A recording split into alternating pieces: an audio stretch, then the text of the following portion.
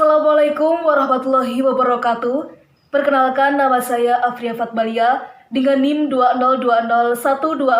20201241009 dari Program Studi Pendidikan Bahasa dan Sastra Indonesia Fakultas Bahasa dan Seni Universitas Negeri Yogyakarta.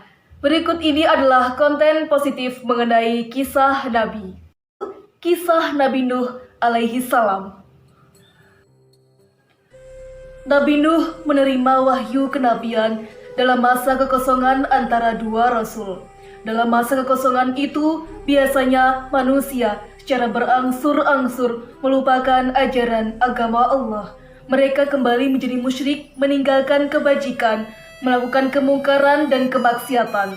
Nabi Nuh diutus di tengah-tengah masyarakat yang sedang menyembah berhala.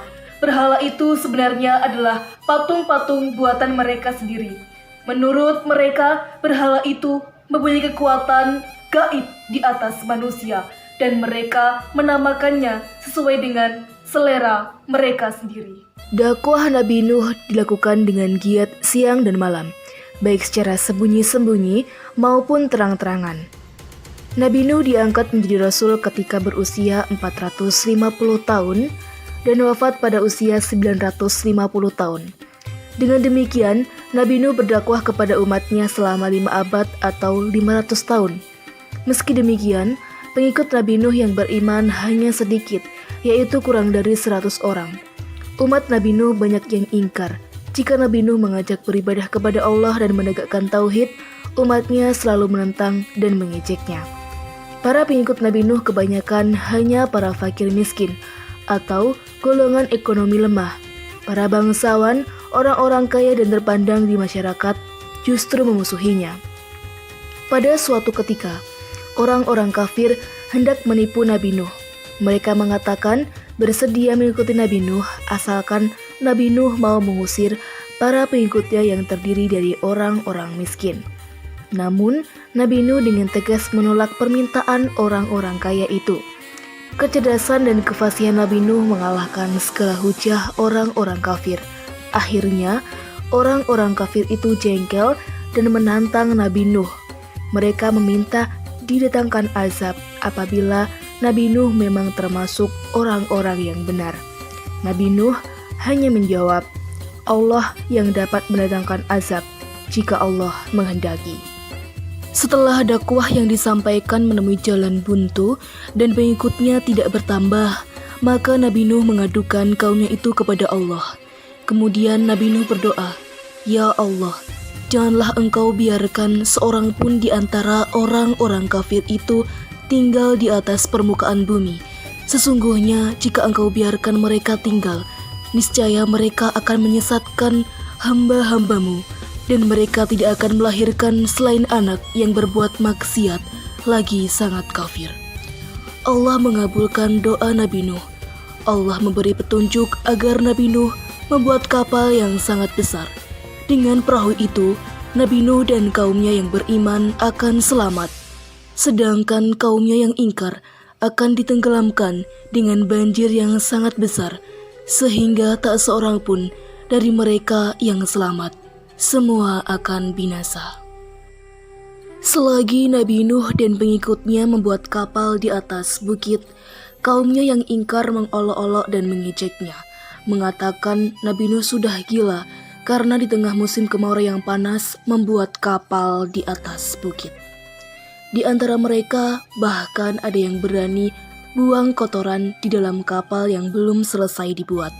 Tentu hal itu mereka lakukan ketika Nabi Nuh dan pengikutnya sedang tidak ada di tempat pembuatan kapal. Namun akibatnya perut mereka yang buang kotoran menjadi sakit. Tak seorang pun bisa menyembuhkannya. Dengan merengek-rengek, mereka meminta Nabi Nuh untuk mengobatinya. Nabi Nuh hanya menyuruh mereka membersihkan kapal yang mereka kotori. Sesudah itu, mereka pun sembuh dari sakit perutnya. Seusai dengan wahyu Allah, Nabi Nuh mengajak kaumnya memasuki kapal yang telah selesai dibuat. Nabi Nuh juga membawa berbagai pasang binatang dalam kapal tersebut.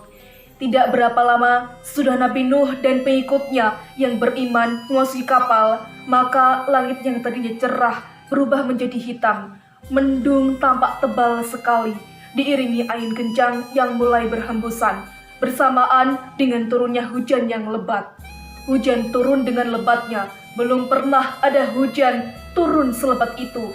Bagaikan dicurahkan dari atas langit, rumah-rumah mulai terendam air, angin kencang dan badai menambah kepanikan semua orang. Dari kejauhan, Nabi Nuh melihat Kan'an dan memanggil Kan'an untuk memasuki kapal besar yang ia buat dengan umatnya. Namun, Kan'an dengan sombongnya terus berlari menuju puncak gunung. Kan'an memang tidak mau mengikuti ajaran agama yang dibawa Nabi Nuh. Ia lebih memilih bersama orang-orang yang ingkar. Nabi Nuh merasa terenyuh. Bagaimanapun Kan'an adalah putranya sendiri. Maka ia berdoa kepada Allah agar Kan'an diselamatkan. Namun Allah menolak permintaan Nabi Nuh. Sebab Kan'an walaupun putra Nabi Nuh, ia anak yang durhaka, tidak mau beriman. Berdasarkan suatu riwayat, kapal yang membawa Nabi Nuh dan para pengikutnya berlayar selama 40 hari. Sudah itu banjir mereda dan Nabi Nuh diperintahkan turun dari kapalnya. Dengan demikian binasalah orang-orang kafir yang menentang Nabi Nuh. Hanya pengikut Nabi Nuh yang hidup dan menempati bumi sebagai penghuninya. Demikian kisah mengenai Nabi Nuh alaihissalam. Semoga dapat bermanfaat. Terima kasih. Wassalamualaikum warahmatullahi wabarakatuh.